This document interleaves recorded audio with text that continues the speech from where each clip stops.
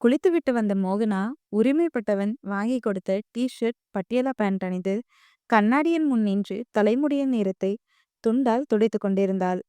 அவளின் பின்னழகையும் கண்ணாடியின் வழியாக அவளின் முன்னழகையும் கண்டு உள்ளுக்குள் பாய்ந்து ஓடும் ரத்தத்தை அடக்கவே அரும்பாடுபட்டான் தினேஷ். ஐயோ ராட்சசி, டெம்ப் பண்றாளே என்று உள்ளுக்குள்ளே முனகியவன் அவளிடமிருந்து கண்ணை எடுக்கவே இல்லை. அவன் வைத்த கண் வாங்காமல் பார்ப்பதை கண்ணாடி வழியாக கவனித்துக் கொண்டுதான் இருந்தாள் மோகனா. அவள் முகத்தில் எந்த சலனமும் இல்லை. கண்ணாடியில் தெரிந்த அவன் முகத்தை சிறு வலியோடு கண்டவள் நொடியில் முகத்தை மாற்றிக்கொண்டாள். அவளின் கண்ணசைவை கணிக்க முடியாத தினேஷ் அவள் அருகில் நெருங்கி வந்து மோகனா என்று அழைத்தான். ம் என்றவாறே திரும்பி அவனை பார்த்தாள் மோகனா. நாளைக்கு அம்மா அப்பா சென்னை கிளம்புறாங்க. அடுத்து நாமளும் கிளம்பணும். நீ உனக்கு தேவையானதெல்லாம் எடுத்து வச்சுக்கோ என்றான் தினேஷ். ம் என்று மோகனா அவனை நிமிர்ந்தும் பார்க்கவில்லை. பெருமூச்சு விட்ட தினேஷ், என்ன பிடிக்கலையாடி என்று தவிப்பாக கேட்டான். அமைதியாகத்தான் நின்றாள் மோகனா. பதிலே பேசவில்லை. அவனை பார்க்கவும் இல்லை. இங்க பாருடி, நீ அமைதியா இருக்கிறத பார்க்க நல்லாதான் இருக்கு. ஆனா எந்த இடத்துல அமைதியா இருக்கணுமோ அந்த இடத்துல தான் அமைதியா இருக்கணும். இப்ப சொல்லு, என்ன பிடிச்சிருக்கா இல்லையா என்று சற்று அழுத்தமாக கேட்டான் தினேஷ். மோகனா வாயையே திறக்கவில்லை. அவளின் அதீத அமைதி அந்த அடங்காதவனை கோவப்படுத்த குனிந்திருந்தவளின் தாடையை இறுக்கமாக பற்றியவன், உங்கிட்ட தாண்டி கேட்கிறேன் என்று அவள் அருகில் அதீத நெருக்கத்தில் நின்றவாறு சே எஸ் ஆர் நோ என்றான் அழுத்தமாக. அவனை வெறித்து பார்த்தாள் மோகனா. இழுத்து பிடித்து வைத்திருந்த கோவமெல்லாம் காற்றில் பறந்து சென்றது தினேஷுக்கு. அவள் இடையை இறுக்கமாக பற்றி தன்னோடு சேர்த்து அணைத்தவன் அவளின் படபடக்கும் விழியை பரவசத்துடன் பார்த்தவாறு அவள் இதழை கவ்விக்கொண்டான். தேன் சுவையே மிஞ்சும் அளவிற்கு அவளின் ஆதாரங்கள் தித்திப்பை கொடுக்க அவள் இதழை ஆவேசமாக முற்றுகையிட்டான் தினேஷ். அவன் ஷர்ட்டை டைட்டாக பற்றி கொண்ட மோகனா தவிப்பில் திகைத்து போய் இருந்தாள். அவள் வெற்றிலையை மென்மையாக வருடிய தினேஷ் தித்திப்பை அளித்த உதட்டு சுவையை விடாமல் சுவைத்தான். அவனின் முத்து தாக்குதலை தாண்டி இரும்பு கை வெற்றிலையில் விளையாடுவது அவளுக்கு ஒருவித அச்சத்தை கொடுக்க உடல் சிலிர்ப்பை ஏற்படுத்தியது. இரண்டு விதமான தாக்குதலில் தவித்து போனவள் நொடியில் தன்னை நிலைப்படுத்தி கொண்டு அவனிடமிருந்து விடுபட திமிரினாள். அவளின் திமிரலை தீட்சண்யமாக அடக்கிய தினேஷ் வேகத்தை அதிகரிக்க அவன் நெஞ்சிலேயே அடித்தாள் மோகனா. அவளின் தொடுகை தினேஷை ஊக்கப்படுத்தியதை தவிர விலகி செல்ல உந்தவில்லை. ஒரு கட்டத்தில் அவனின் முத்த யுத்தத்தில் தடுமாறினாள் மோகனா. அவளின் இளமைக்கால ஹார்மோன் ஆட்டம் காண இருந்தும் தன்னை கட்டுப்படுத்தி கொண்டவள் அவனிடமிருந்து விலக அரும்பாடுபட்டாள். நிமிடங்கள் கடக்க கடக்க தாப உணர்வில் அவனுக்கு வளைந்து கொடுத்தவள் அவனிடம் மயங்கினாள். அதுதான் உண்மையும் கூட. உணர்வுகள் போட்டி போட அவனை இறுக்கமாக அணைத்து கொண்டாள். அவளின் அணைப்பை அப்போதே உணர்ந்த தினேஷ் அவளுடன் நினைந்து கட்டிலில் சரிந்து நொடியில் அவள் மேல் மிருதுவாய் படர்ந்தவன் அவளின் பிறை நெற்றியில் முத்தமிட்டு அவளுடையின் மீது கை வைக்க உஷ்ண மூச்சினை வெளியிட்ட மோகனாவுக்கு நடப்பது தெளிவாக உரைத்தது. அவளை இன்னும் தெளிவாக்க, என்ன பிடிச்சிருக்காடி என்று கேட்டான் தினேஷ். மொத்த உணர்வும் அறுபட்டது பாவைக்கு. தன் உடல் அவனின் தொடுகைக்கு தவழ்ந்து செல்வதை எண்ணி வெக்கியவள் அவனின் எல்லை மீறவிட்ட மடத்தனத்தை நினைத்து அழுகையுடன் அவனிடமிருந்து விடுபட போராட அந்தோ பரிதாபம், துளி கூட அவனை அசைக்க முடியவில்லை அவளால். அவள் கழுத்து வளைவில் முகத்தை புதைத்திருந்த தினேஷுக்கு அவளின் சூடான கண்ணீர் நொடியில் உரைக்க சட்டென அவளிடமிருந்து விலகி அவளை நிமிர்ந்து பார்த்தான் தினேஷ். வேகமாக கட்டிலில் இருந்து இறங்கி மோகனா அவனை அருவருப்பாக பார்த்து வைத்தாள். அவன் பார்வையில் இருந்த அருவருப்பு கூட அவனுக்கு கோபத்தை கொடுக்க, என்னடி அவ்வளோ அசிங்கமா பாக்குற? நான் என்ன தீண்ட தகாதவனா? பிடிக்காத மாதிரியே சீன் போடுற? நீயும் தானே ஒத்துழைச்ச என்று இதழை சுளித்து கோபமாக கூறினான். ச்சே என்று சட்டென முகத்தை சுளித்த மோகனா, உன்னை எனக்கு பிடிக்கவே இல்லை. நீ என்ன மனுஷன்? என் அனுமதியே இல்லாம கட்டாய கல்யாணம் பண்ணி, அத காதல் கல்யாணம் மாதிரி போர்ட்ரை பண்ணிட்ட. சூப்பர்! இப்போ உன்னோட இச்சைய தீர்த்துக்க அடுத்த டிராமாவா? நீ நெனைக்கிற பொண்ணு நான் கிடையாது. இனி என்கிட்ட நெருங்குற வேல வச்சுக்காத. சுகம் வேணும்னா நெறைய பொண்ணுங்க இருக்காங்க. அதுக்கு நெறைய இடமும் இருக்கு. அங்க போய் உன் ஆசைய தீர்த்துக்கோ. என்று சொல்ல வந்தவளின் வார்த்தைகள் குளறுபடியாக தான் வந்தது. கோவத்தில் அவளை அறைந்திருந்தான் தினேஷ். அவன் அடித்த அடியில் சுருண்டு விழுந்த மோகனா கன்னத்தில் கை வைத்தவாறு நிமிர்ந்து அவனை பார்த்தாள் வலியுடன். சீரும் சிங்கமாய் அவளை கண்ட தினேஷ், என்னடி நினைச்சிட்டு இருக்கிற நீ? என்னை பத்தி என்ன நினைச்சிட்டு இருக்க? உன் இஷ்டத்துக்கு பேசுற. என்ன வார்த்தடி சொல்லிட்ட? நான் உன்கிட்ட நெருங்கி வந்தது இச்சைக்காக கிடையாது. அதுக்கு பேரு காதல். என் கூட ஒரு நாள் முழுக்க இருந்து என்ன பொறுக்கிய நினைச்சிட்டு தான் என் கூட இருந்தியா? என்ன அவ்ளோ கேவலமா நினைச்சிட்டியாடி? உன் மனசுல நான் அவ்ளோ கேவலமாவா ரெஜிஸ்டர் ஆயிருக்கேன்? எனக்கே என்ன நினைச்சா அசிங்கமா இருக்குடி. கடைசியா என்னமோ சொன்னியே, நெறைய பொண்ணுங்க இருக்காங்களா? உண்மைதான்டி. நெறைய பொண்ணுங்க இருக்காங்க தான். ஆனா நான் மயங்குனது உன்கிட்ட தான்டி. ஹேய்! உன்ன பார்த்தாவே என் மனசும் உடம்பும் சலனப்பட்டு சிலுக்குதுடி. உன்ன பார்த்த நொடியே நீ எனக்கானவன்னு முடிவு பண்ணிட்ட. கோவத்துல தாலி கட்டினாலும் பழிவாங்க உன்னை கட்டிக்கலடி. பழிவாங்கன்னு வார்த்தைய கூட சும்மா தான் சொன்னேன். பார்த்த நிமிஷத்துல இருந்து இதயத்துல சிம்மாசனம் போட்டு உட்காந்துருக்க நீ. உரிமையில தான் உன்னை தொட்டேன். ஆனா நீ ஏதோ உன் உடம்புக்கு ஆசைப்பட்டு நெருங்கின மாதிரி பேசிட்டல்ல.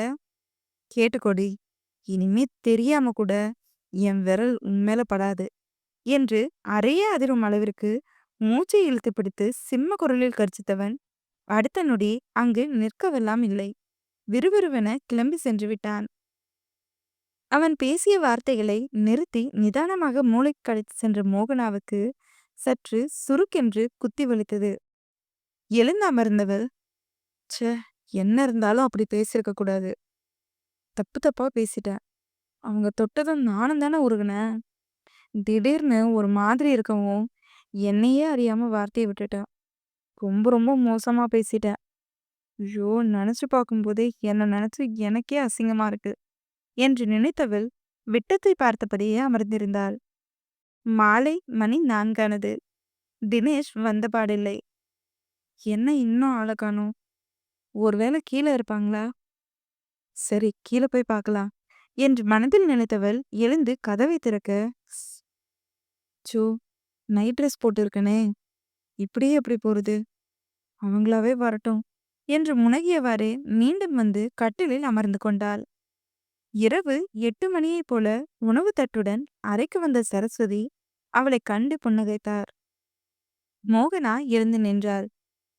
டின்னர் கொண்டு வந்திருக்கேன் மோகனா, நீ சாப்பிட்டு, நாங்களும் சாப்பிட்டு போய் பேக் பண்ணணும் என்றார். சரிங்க அத்தை என்றாள் தடுமாற்றமான குரலில்.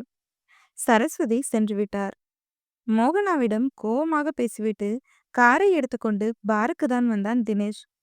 அவன் ஆர்டர் செய்த வகை வரவும் அதையே விசித்திரமாக பார்த்து கொண்டிருந்தான் தினேஷ். அவள் பேசிய வார்த்தைகள் எல்லாம் சுற்றென்று தலைக்கேற பாட்டிலை பட்டென எடுத்தவன் தண்ணீர் கலக்காமல் கல்பாக தொண்டைக்குள் இறக்கிக் கொண்டான்.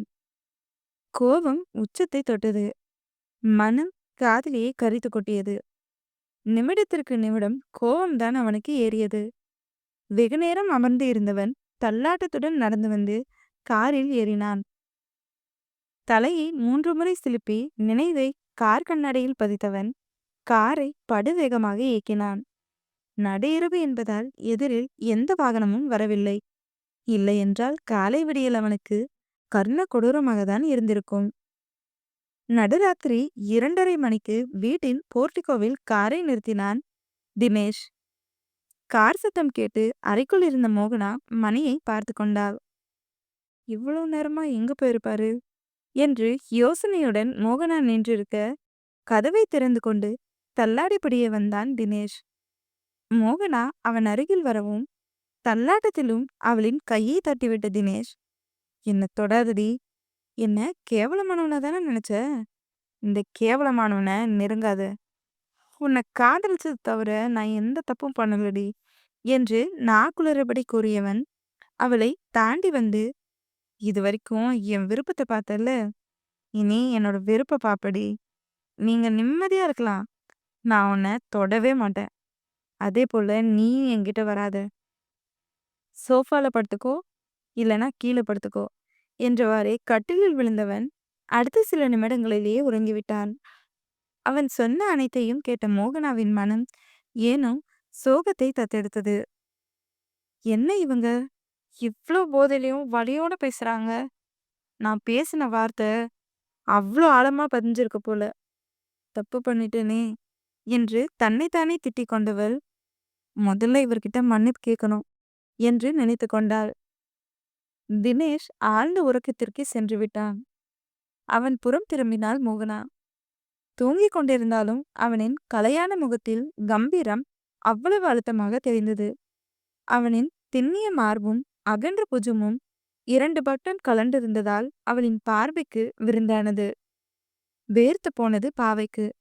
அவனின் மார்பில் சாய்ந்திருந்தது நினைவு வரவும் முதுகு தண்டு சில்லிட்டு உடல் சிலிர்த்து அடங்கியது. ஐயோ, அங்க பார்க்காதடி என்று தலையில் அடித்துக் கொண்ட மோகனா அவன் அருகில் வந்து அவனை நேராக படுக்க வைத்தவள் ஈரமாக இருந்த சட்டையை கழட்டிவிட்டு ஷூவையும் அகற்றி பின் போர்வையை போர்த்தி விட்டவள் கபடிலிருந்து போர்வையை எடுத்து கீழே விரித்து போட்டு படுத்து கொண்டவளுக்கு தூக்கம்தான் கண்ணை எட்டவில்லை. இந்த 2 நாள்ல என் வாழ்க்கையில என்னென்னலாம் நடந்துருச்சு. ஒத்த மஞ்ச கயிறு என் வாழ்க்கையே மாத்திடுச்சு. என்னால இதை தான் ஏத்துக்கவே முடியல. படிப்பு முடிஞ்சதும் வேலைக்கு போகணும். என்னென்ன கனவு கண்டிருந்தேன். அதெல்லாம் கல்யாண வாழ்க்கைக்குள்ள வந்ததும் நனவாகுமான்னு நினைக்கிறதே அபத்தம். இனி என் வாழ்க்கை எதை நோக்கி போகுமோ. அஸ்வின் அம்மா மட்டும் அங்க தனியா கஷ்டப்படுவாங்க. என்னால எந்த ஹெல்ப்பும் பண்ண முடியாது என்று நினைத்தவாறே புரண்டு புரண்டு படுத்தவள் வராத தூக்கத்தை எப்படியோ வரவழைத்து தூக்கத்தை தழுவியிருந்தாள். காலை கதிரவன் தனது வேலையை செய்ய வந்துவிட்டான். சூரிய கதிர்களின் தாக்கத்தில் கத்தி விழிகளை கடினப்பட்டு திறந்தான் தினேஷ். தலை விண்ணென்று வலியை கொடுக்க நெற்றியில் கையை வைத்து அழுத்தியவாறு சாய்ந்தமர்ந்தவன் என்ன தலை இப்படி வலிக்குது என்றவாறே கண்ணை மூடி சற்று ஆசுவாசப்படுத்திக் கொண்டான். நிமிடங்கள் கழித்து கட்டிலை விட்டு இறங்கியவனின் கண்ணில் பட்டால் அவன் மனையாள். உடலை குறுக்கி படுத்திருந்தவளை ஒரு நொடியானாலும் நின்று ரசித்தவன் நேற்றைய நிகழ்வு நிழல் படமாக வந்து தாக்கவும் பட்டென பார்வையை திருப்பிக் கொண்டு குளியலறையை நோக்கி நடந்தான். ராமின் வீடு பரபரப்பாக இருந்தது.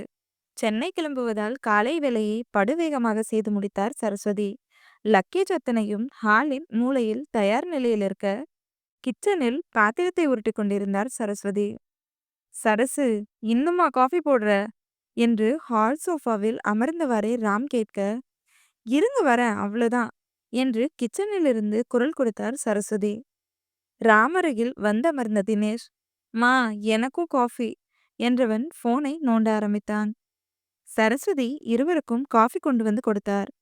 அதை வாங்கி கொண்ட தினேஷ், பா அங்க வீடு கிளீனிங் ஒர்க் எப்படி போகுது என்று ராமை பார்த்து கேட்டான். Almost work over Dinesh. தோட்டத்தை ஆல்ட்ரேட் பண்றது மட்டும்தான் பாக்கின்னு சொன்னாங்க.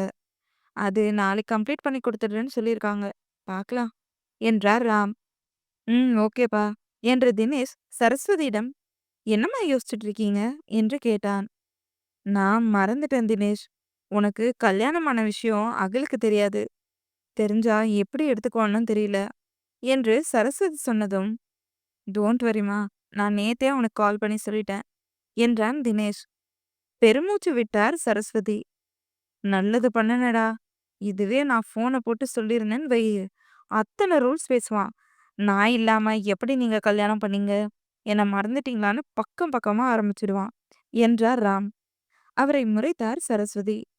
மெலிதாக புன்னகைத்த தினேஷ், முதல்ல எங்கிட்டையும் கோவமா தான்ப்பா பேசினா, சூழ்நிலையை விளக்கவும் அமைதியாயிட்டா என்றான். அண்ணன் தம்பிங்க என்னதான் புணங்கிக்கிட்டாலும் அங்க என்ன நடக்குதுன்னு நீயும் இங்க என்ன நடக்குதுன்னு அவனும் எப்படியோ தெரிஞ்சு வச்சிருக்கீங்களே, அது வரைக்கும் சந்தோஷம் என்றார் ராம். அதை கேட்டு சரஸ்வதி பெருமை கொள்ள தினேஷ் சாதாரணமாக தான் அமர்ந்திருந்தான். அறையில் தூக்கம் கலைந்து எழுந்த மோகனா சட்டென பெட்டை பார்த்தாள். தினேஷ் இல்லாததைக் கண்டு அவள் முகம் ஒரு நொடி சுருங்கியது. பின் எழுந்து போர்வையை மடித்து எடுத்து வைத்தவள் ஆடையை எடுத்துக்கொண்டு குளியல் அறைக்குள் புகுந்து கொண்டாள்.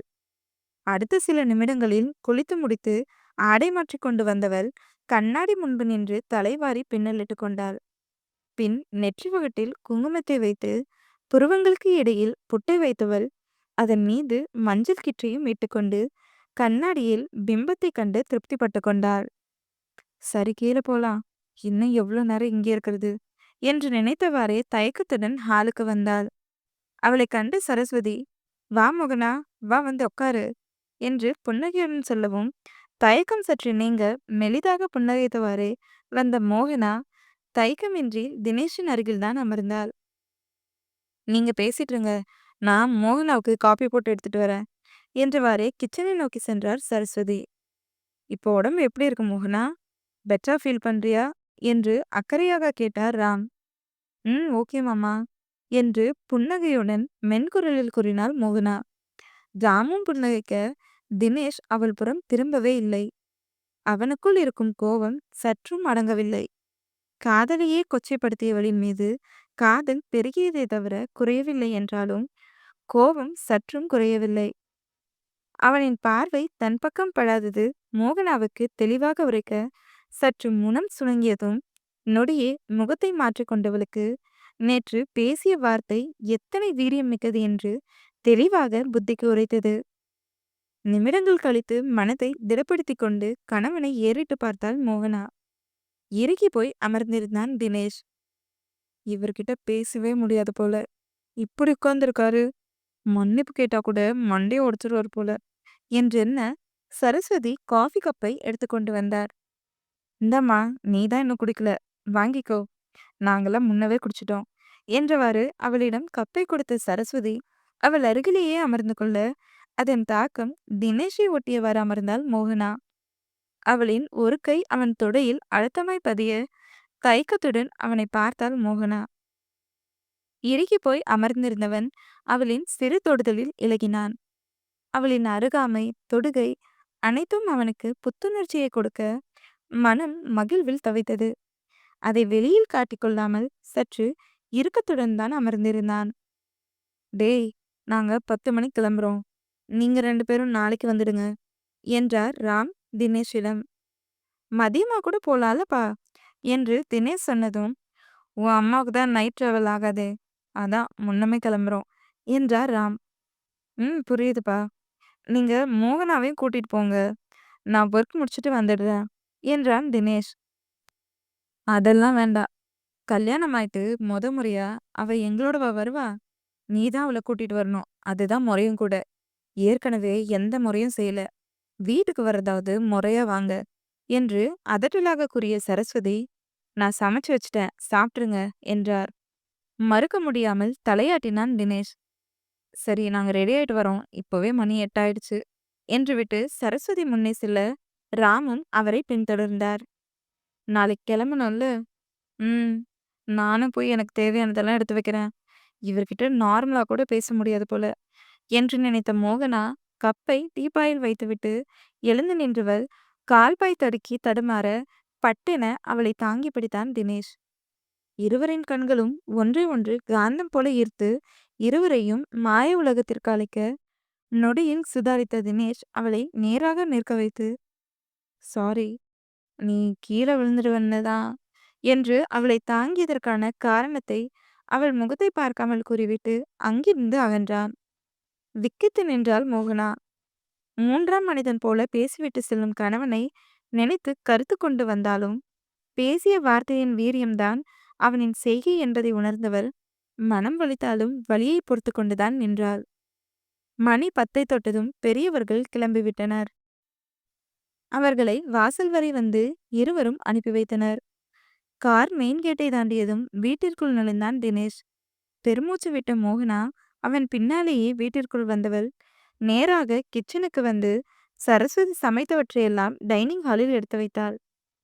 அவங்கள இன்னும் காணோம், சரி காஃபி போட்டு கொடுத்துட்டு சாரி கேட்க ட்ரை பண்ணலாம் என்று மனதில் நினைத்தவாறே கிச்சனுக்கு வந்து அதை போடுவதற்கு தேவையானவற்றை எடுத்து காஃபி கொதித்ததும் கப்பில் மாற்றிக்கொண்டு அறைக்கு வந்தவள் தினேஷ் அருகில் வந்து "ம்ம்" என்று இருமினாள். லேப்டாப்பில் கவனம் செலுத்தியிருந்த தினேஷ் நிமிர்ந்து மோகனாவை பார்த்தவன் எந்தவித சலனமும் இல்லாமல் மீண்டும் பார்வையை லேப்டாப்பில் தான் பதித்தான். அவனின் சிறு விலகல் செய்கை கூட அவளின் மனதில் வடுவை உண்டு பண்ண, கசந்த புன்னகையுடன் காஃபி கப்பை டேபிள் மீது வைத்துவிட்டு அவனை கண்டு, குடிச்சிடுங்க, நான் கீழே இருக்கேன், ஒர்க் கம்ப்ளீட் பண்ணிட்டு வாங்க சாப்பிடலாம் என்று விட்டு நகர்ந்தாள். அவள் சென்றதும் மனம் கேட்காமல் காஃபி கப்பை எடுத்துக்கொண்டு பால்கனிக்கு வந்த தினேஷ் இயற்கையை ரசித்தவாறே காஃபியை சுவைத்தவனுக்கு தெளிவாக விளங்கியது. காஃபி போட்டது அவனது தர்மபத்தினி என்பது. 1 மணி நேரம் கழித்து ஹாலுக்கு வந்தான் தினேஷ். அவன் வருவதைக் கண்டு சோஃபாவிலிருந்து எழுந்த மோகனா கிச்சனுக்கு சென்று கை கழுவி விட்டு வெளியில் வர, தினேஷ் வாசலை நோக்கி சென்று கொண்டிருந்தான்.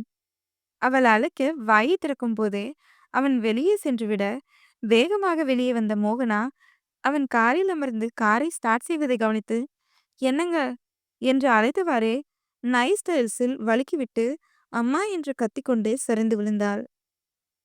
அவளின் வலி நிறைந்த குரல் கேட்டு சட்டென காரிலிருந்து இறங்கிய தினேஷ் அவள் விழுந்து கிடப்பதைக் கண்டு வேகமாக அவள் அருகில் வந்தவனுக்கு நேற்றைய வார்த்தைகள் அவனின் மூளையை குடைய பட்டென பிரேக் போட்டு நின்றுவிட்டான்.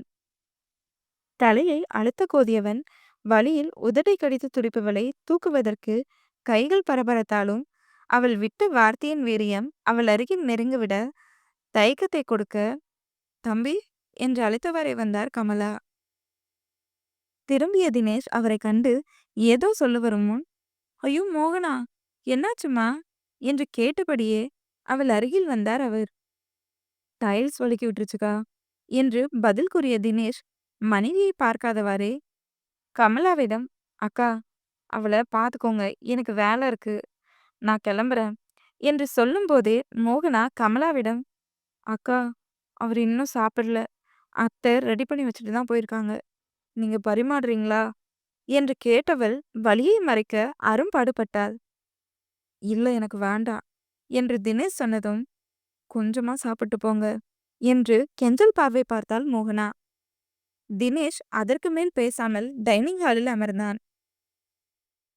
மோகனாவை கைத்தாங்களாக அழைத்து வந்து சோஃபாவில் அமர வைத்துவிட்டு தினேஷுக்கு பரிமாற சென்றார் கமலா. சாப்பிட்டு முடித்து அவள் அருகில் வந்த தினேஷ், நான் நைட்டு தான் வருவேன், எத்தனை மணின்னு சொல்ல முடியாது, நீ சாப்பிட்டுட்டு தூங்கு, ஏதாவது வேணும்னா கமலா காக்கிட்ட கேளு என்று விட்டு கிளம்பிவிட்டான். போகும் அவனையே கவலையாக பார்த்து கொண்டிருந்தாள் மோகனா. ச்சே, நேத்து கேவலமா பேசிட்டு இன்னைக்கு ரியலைஸ் பண்ணினா அவர் மன்னிச்சிருவாரா? பேசும்போது கொஞ்சமாவது யோசிச்சு பேசியிருக்கணும். இப்போ நினைச்சு என்ன பண்ண என்று நினைத்தவளுக்கு குற்ற உணர்வு கொன்றது. விளக்கெண்ணெயை எடுத்து வந்த கமலா அவள் அருகில் அமர்ந்து சற்று வலி குறைய நீவி விட்டார். அக்கா வலிக்குது, விடுங்க நானே தேய்ச்சிக்கிறேன் என்று தயக்கத்துடன் கூறினாள் மோகனா. நீ ஏன் வழியில இருக்கிற, எப்படி தேய்ச்சுப்ப, எனக்கு சிரமமெல்லாம் ஒன்றும் இல்லை, நான் தேய்ச்சி விடுறேன் என்று கூறி மேல் போல தான் தேய்த்து விட்டார் அவர். அதுவே அவளுக்கு வலியை கொடுத்தது. நான் டின்னர் சமைச்சு வச்சுட்டு கிளம்புறேன் மோகனா, தம்பி வந்துடும், இங்க கெஸ்ட் ஹவுஸ்ல தான் இருப்பேன், அவசியமா இருந்தா ஃபோன் பண்ணு என்றவர் நம்பரை கூறிவிட்டே சென்றார். தினேஷின் வரவுக்காக காத்திருந்தாள் மோகனா. எண்ணெய் வைத்து சற்று தேய்த்து விட்டதால் அவளுக்கு வலி கொஞ்சம் மட்டுப்பட்டிருந்தது. 10 மணிக்கு வந்தான் தினேஷ். சோஃபாவில் படுத்து உறங்கியிருந்தாள் மோகனா.